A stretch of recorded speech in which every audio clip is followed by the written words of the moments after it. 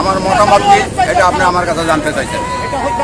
আমি আর একজন সাধারণ এই দেশের নাগরিক হিসাবে আমার মতামত হলো কোন দল নিষিদ্ধর পক্ষে কিন্তু আমি না। এটা হলো আমার 1 নম্বর কথা। আমি নিষিদ্ধ আওয়ামী লীগের যে দুঃশাসন ছিল, আওয়ামী লীগের যে বড় বড় নেতাকর্মী ছিল, মানে শেখ হাসিনা সহ যারা অপরাধের সঙ্গে জড়িত, এই লোকগুলোর বিচারের পক্ষে আমি। কিন্তু কোন দল বাদ দিবেন এটার পক্ষে কিন্তু আমি না। এই কারণে আমি না, এই গণতান্ত্রিক দেশে যত বড় দল থাকবে অত গণতান্ত্রিক যে ভিত্তিটা অত কিন্তু মজবুত থাকে।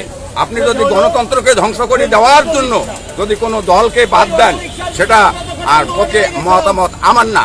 তবে আমি এতটুকু বলবো, দল বাদ দেওয়া বা না দেওয়ার বিষয় সাধারণ মানুষের না, এটা দেখবে আদালত, দেখবে কোর্ট, জাজমেন্ট দেখবে কোর্ট।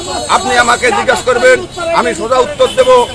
প্রত্যেকটা ঘর ঘর জরিপ করলে দেখা যায় একজন আওয়ামী লীগ, একজন বিএনপি। আপনি দল বাদ দিলেন, দল বাদ দিলে এই লোকগুলোকে বাদ দিবেন কিভাবে? এটা একটা সংস্কার, এটা একটা বাহানা, এটা মানুষকে ধোঁকা দেওয়ার একটা রাস্তা, এটা দ্বন্দ্ব তৈরি করার একটা রাস্তা ছাড়া দ্বিতীয় কোনো এখানে ভালো কিছু আশা করা যায় না।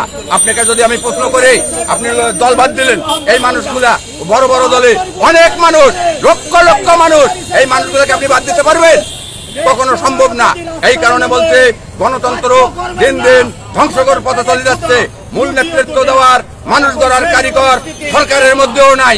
সরকারের মধ্যে যদি মানুষ গড়ার কারিগর থাকতো, আমরা যত মাতাল হয়ে উঠছে এই দল বাদ দেবো, সেই দল বাদ করে দেবো, কিন্তু আসল বিষয়গুলোকে আমরা কিন্তু আমলে আনছি না।